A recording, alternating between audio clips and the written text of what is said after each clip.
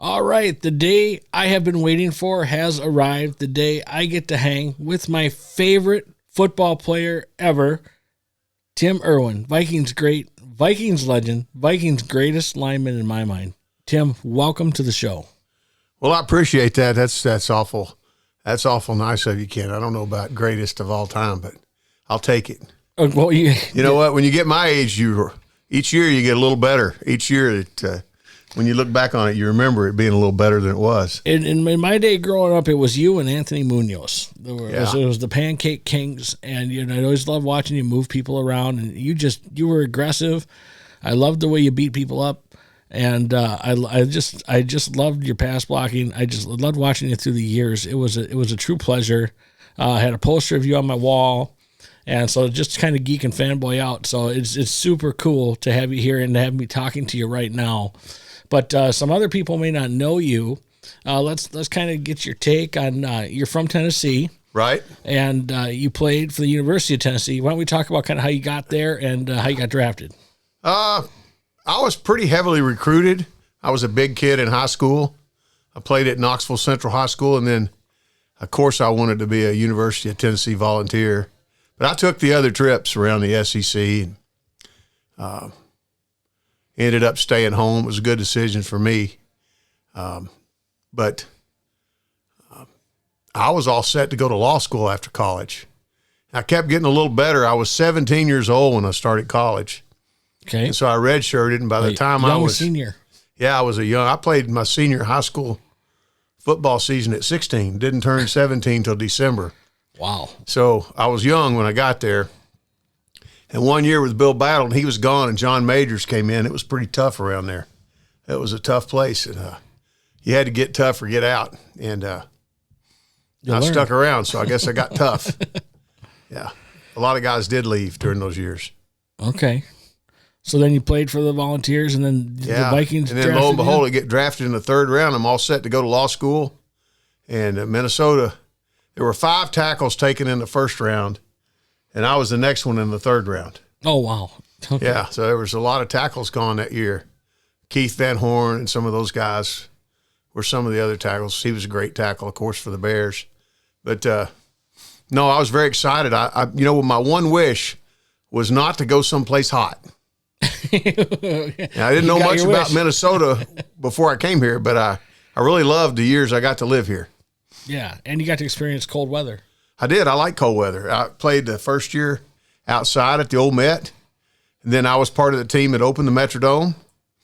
Then I came back for the 50th all-time team, and they honored us, and they happened to be playing – the dome had collapsed, and they happened to be playing at the University of Minnesota that night. I got a picture somewhere of carrying Bud Grant off the field.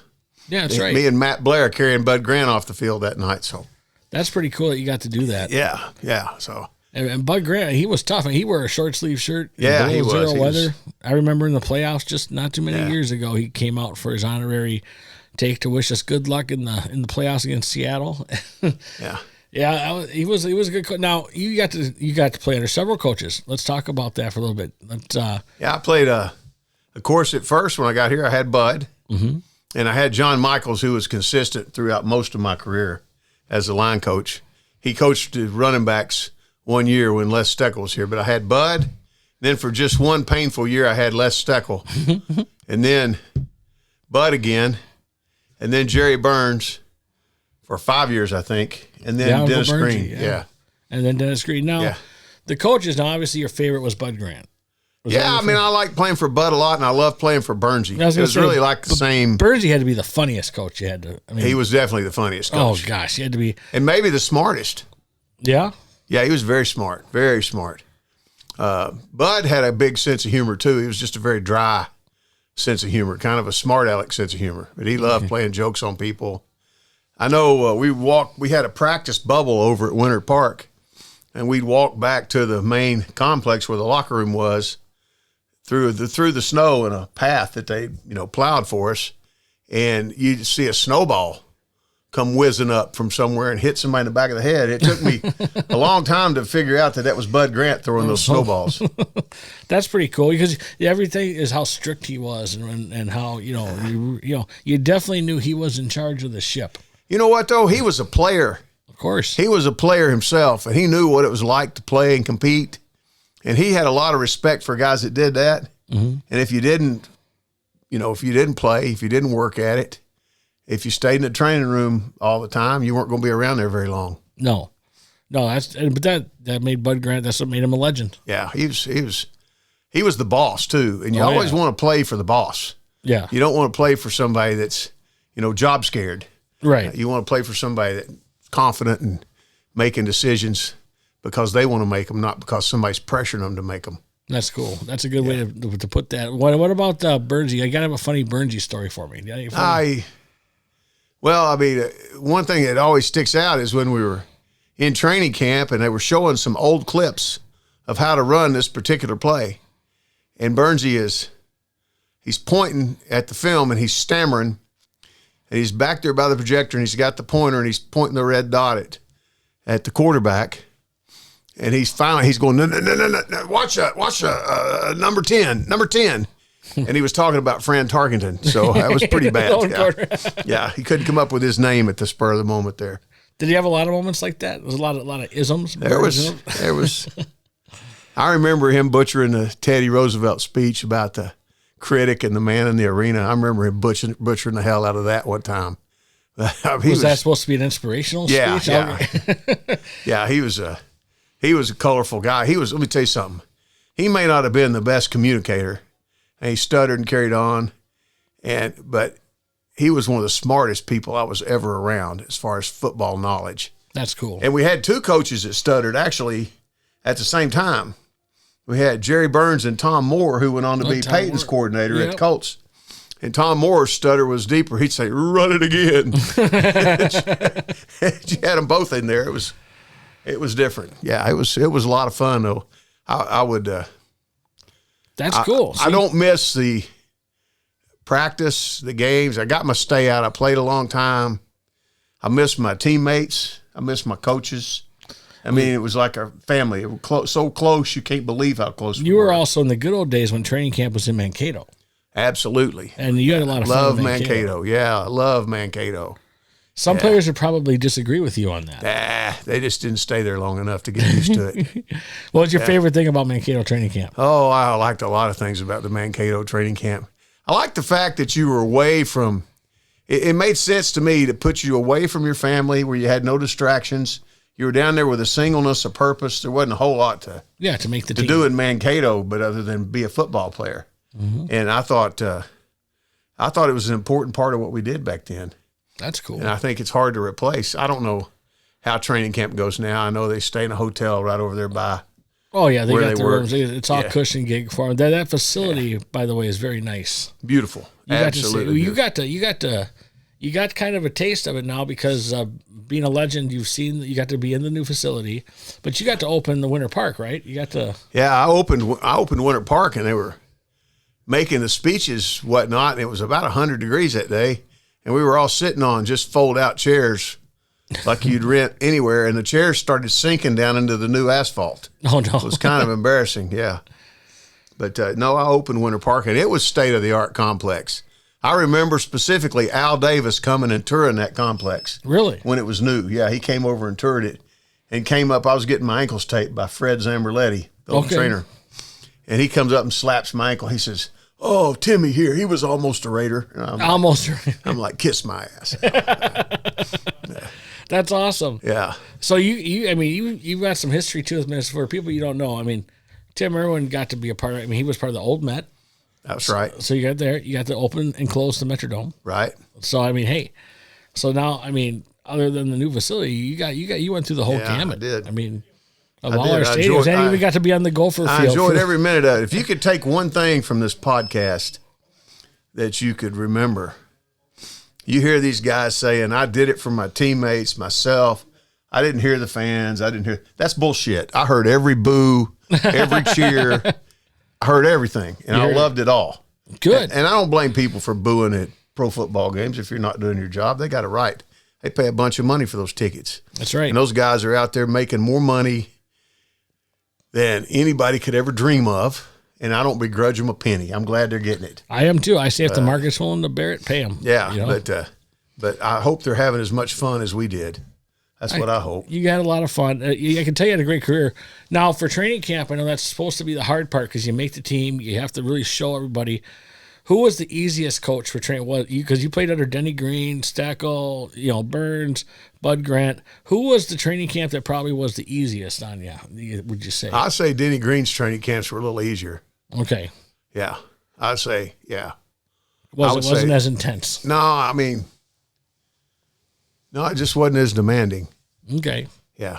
That's cool. Now, the toughest opponent you faced as an offensive lineman, you have some legendary names you played against. One strange year, Steve Riley, who played left tackle for a part of my career, I played right tackle, broke his thumb on his left hand. And it made it very difficult for him to extend that left arm out and push guys around the corner. Sure. So they swapped us for 5 games, and I played left tackle. And during that time, I caught Richard Dent, and I caught Leroy Selman twice. Leroy Selman, I think, was the most complete football player I ever played against. Let me tell you why. He got his sacks out of a 3-4 defense. Okay. He didn't line up wide, he got his sacks while playing the run. He played the run just as well as the pass. Yeah, so I thought he was incredible. He wasn't in a 2-point or just a 3. I thought he was incredible. Wow. I thought Richard Dent could turn it on and off about as well as anybody. Lawrence Taylor was magnificent. I remember playing against him, and we were getting beat. It was the playoffs, and we were out of the game. And the whole stadium was chanting LT, LT, because he needed one more to make the sack record. And it was so loud that you couldn't hear the snap count at all. You had to try to move right when the ball moved at the same time he did. Well, he took about 2 steps one play before I moved a bit. I just reached out there and grabbed hold of everything I could get and slung him down and got flags on me from everywhere. I got booed out of the Meadowlands that day, but he didn't get that last sack on me. That's good. But I was proud of the way I played against good players. And, of course, you got the great Reggie White. I played against him. I bet I played against Reggie more than any other offensive tackle ever. I bet I played more snaps against Reggie White. I played against him in college in practice for 2 years. And I played against him as soon as he came to USFL. Some years I played him 3 times when he was with the Packers. Oh, geez. And he was a beast now. He was a competitor. Yeah. But was he a super nice guy off the field, too? Or was he? Reggie is very sincere, very nice person. You don't want to make him mad. So we're playing the Packers, and this time we're at the Metrodome, and we're winning the game. It's a blowout. The game's virtually over. And the guard beside me sprains an ankle. And they bring a young rookie in to the game at right guard named John Jarek. He's from Penn State. And he's a foul-mouthed little Yankee boy from Penn State. And we break the huddle, we come up the line, and he starts just dog cussing Reggie White, who's out on my nose. He's not on his nose, he's on my nose. This is his first game? Yeah, this is his first game. Okay, not smart. He says, you old man, blankety blank that. It's time for you to move on, all that. Reggie can't believe it. He's just putting his hands on me, and he's kind of looking in there like a big old bear. And we go back to the huddle, and I say, kid, you don't want to do that. You do not want to wake him up. Because, he knew the game was over, too. We weren't getting a whole lot of effort out of him. It was perfect. Right. And we go back up, same thing. I don't say anything this time. Third time we go up, and they slide down to a Bear Eagle where Reggie's on his nose. Okay. And now it's real. It got deathly quiet. And you hear this big old voice say, "Oh, you should not have said that. Jesus is coming now." And he had him between those forearms, just beating him in the ground. The rest of us just stood around and watched. That's what you get. You mouth off to a veteran. I think the thing I'm very proud of my time with the Vikings and even Tampa and Miami is I never felt like I backed up to get my paycheck. I felt like I earned my paycheck. And definitely did that. I started 203 games, and That's with an asterisk because I didn't cross the line during the scab games. No. And I didn't do that. But that's with an asterisk. But I played. I played with pain. I played one game where I took an MRI film to Dr. Fisher. It said complete tear MCL. Was that at Tampa? It was Miami. It was at Miami, but I was coming back here to play in the Metrodome the next week. He looked at that and he goes, not too bad. He said, we'll get this brace on you and see how it goes. Practice Friday, played Sunday, never missed a game. So with a torn ACL? MCL. MCL. Yeah, that's not good. Yeah, but but it healed back. It had a little knot on it they had to take off. It had a little bit of a bump on it where the tendon healed back together, and they took that off. But it was. How many surgeries have you had? 16. 16 surgeries. Wow. Both. Yeah, I've had both knees replaced now, and I've had my most recent one's been on my elbow. I've had a foot that's been operated on a couple of times. Had shoulders rebuilt and operated on, and just a lot of things. Just all football. Yeah. That's crazy. But you've never taken one of it back. I'd do it again tomorrow. I'd line up and do it all over again. Well, it's definitely a bond to a family that you belong to in the NFL. I mean, there's so few that can do it. I mean, and let's talk about something how big they are compared when you played. I mean, they were beasts back then. I mean, Reggie White was no small guy. No. But now everybody's so big. And let's talk about, because you were saying about Miami too, when left the Vikings in Miami. I mean, let's talk about the size difference today. After 14 years of lifting weights hard, I started out at 274 and was 6'7.5", and that was the biggest guy on the Vikings by far. Okay. And after lifting weights for 14 years, I weighed 315. My waist was 2 inches smaller, and there were 4 or 5 guys on the team that were bigger than I was. That's how much it changed in that length of time. Wow. And training techniques got so much better. Guys were taking care of themselves. I mean, when I started with the Vikings, we didn't have a food truck. The rookies had to buy 7 dozen donuts. There were 3 rookies. 7 dozen donuts. So every third day we had to go to Byerly's and get 7 dozen. It couldn't be from a regular store. It had to be Byerly's. Okay. And get 7 dozen donuts. Oh, wow. Every day. Yeah. Boy, that got old. And then... And so guys would live off those donuts and, of course, beer. That was their – we didn't have this. Now they've got training tables. As soon as they come off the field, I mean, you saw yesterday we were out there. They got snacks and protein stuff ready for them. And I was lucky. I was lucky, folks, because I was hanging with the man. I got to go and we got to have a little trip behind the scenes at the new facility. And I got to tell you what, boy, they really have it nice. The locker rooms are nice. They have a person just like a smoothie bar or whatever they make. They can just walk up and there's people ready to make them whatever protein drink, whatever they need for their diets. They know their diets. They just walk up and get whatever they're they dietitians. Want. Those girls were dietitians. Yeah, it's just crazy. So they know what they want, and just to have the access to that, and then getting to be on the field to watch a practice. How lucky was that? How cool? Yeah, that was pretty cool. I wasn't sure if we could pull that off or not, but it worked out. So. It worked out good. So it was a really cool experience. Yeah. I tell you what, I'm really glad you made the trip to Minnesota. I really appreciate you coming.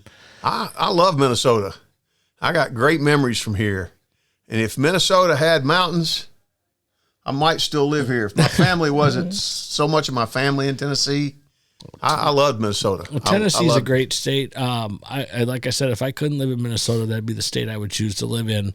So for us, I mean, we visit Tennessee a lot, but no, we'll have to get you back here again. And this time, I know this isn't the top 10 from K102 when you used to do the K102 country show, radio show. And then I remember, we'll have to get you out because I know you're a bass fisherman. I love bass fishing. We'll have to get you out here and go fishing. Oh, I like that. That's what we'll have to do. We'll have to get Matter of fact, last year I came from Legends Week and I stayed to see the concert over there, the Eagles and the Doobie Brothers at St. Paul Civic Center. So there were 2 or 3 days in between. So I called an old buddy up and went fishing out at Waverly, Minnesota. Oh, perfect. Caught a couple. It was not the time of year. It was like late October, later than now maybe. Oh, and one more thing, too, for everybody out there. This guy's a big country music fan like I am. And I tell you what, he is in a band, and they're called the Chillbillies. Yeah, we're thinking about a big new sponsorship, too, with Depends. We're getting a little age on us.